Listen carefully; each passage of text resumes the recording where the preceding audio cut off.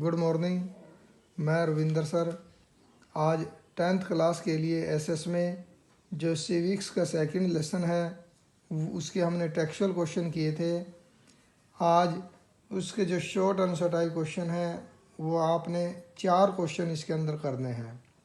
इसमें एक हमारा जो थर्ड क्वेश्चन है, जम्मू कश्मीर को विशेष दर्जा क्यों दिया गया है तथा इसके लिए क्या प्रावधान रखे गए हैं। अभी ये क्वेश्चन जो है वो हमारा लगभग जो है वो कट चुका है, क्योंकि अभी जम्मू कश्मीर जो है इसको कोई विशेष दर्जा जो है वो नहीं दिया गया है। जो धारा 370 थी अब वो ख़त्म कर दी गई है और इसलिए ये अब भारत का ही अंग है। अब इसको कोई विशेष दर्जा जो है वो नहीं दिया गया है। तो ये क्वेश्चन हम इसको कट भी कर सकते हैं और थोड़ा आप इसके बारे में देखना है तो वो देख भी सकते हैं। आज ये बाकी आपने 4 तक करने हैं और आज हम मेनली जो है वो ऐसे टाइप क्वेश्चन करेंगे। जो पहला क्वेश्चन हमारा है, संघीय व्यवस्था की विशेषताओं का वर्णन करें। ये वेरी इंपॉर्टेंट क्वेश्चन है, ये कई बार जो है वो पेपरों में आ चुका है। ठीक है, ये 2-3 प्रकार से क्वेश्चन आ सकता है। संघीय व्यवस्था की मुख्य विशेषताएं, संघीय व्यवस्था की महत्वपूर्ण विशेषताएं या 3 विशेषताएं, ये जो है इसकी संघीय व्यवस्था की विशेषताएं इसमें बतानी है।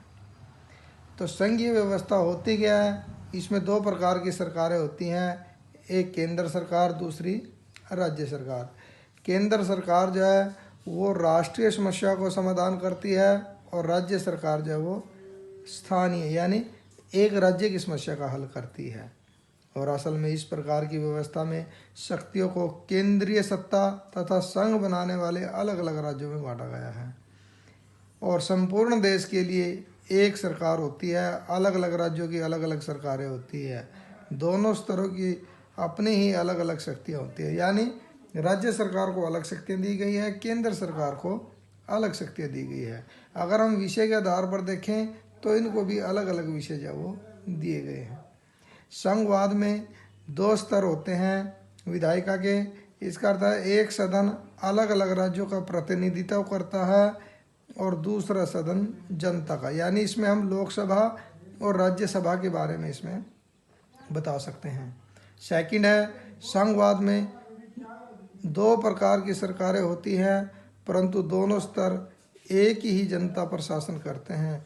सरकार के हर एक स्तर की अपनी अलग अलग शक्तियाँ होती है जो कई प्रकार से अलग होती है, जैसे कि प्रशासन। प्रत्येक स्तर की शक्तियाँ संविधान में साफ ढंग से लिखी होती हैं, कोई भी अपनी सीमा को पार नहीं कर सकता। यानी हर राज्य के अलग अलग शक्तियाँ दी गई है।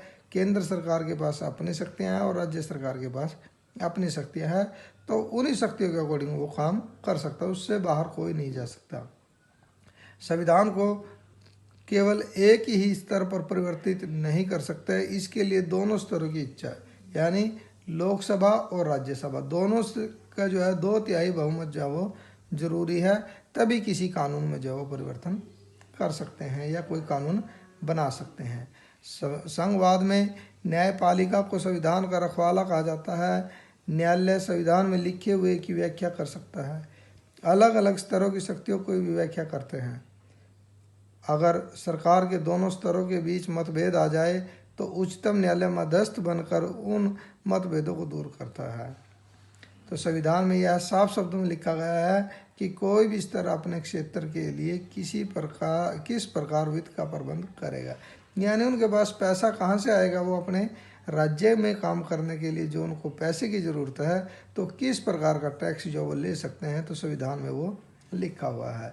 संघवाद न केवल देश की एकता को बचाता है बल्कि वह क्षेत्रीय अलगपन को भी व्यवस्थित करता है, यानी कि इसमें सभी को बराबर अधिकार दिए गए हैं। केंद्र सरकार, राज्य सरकारें, स्थानीय सरकारें, सभी को अधिकार दिया गया है। ये इसकी संघवाद की कुछ मुख्य विशेषताएं थी जो आज हमने की हैं।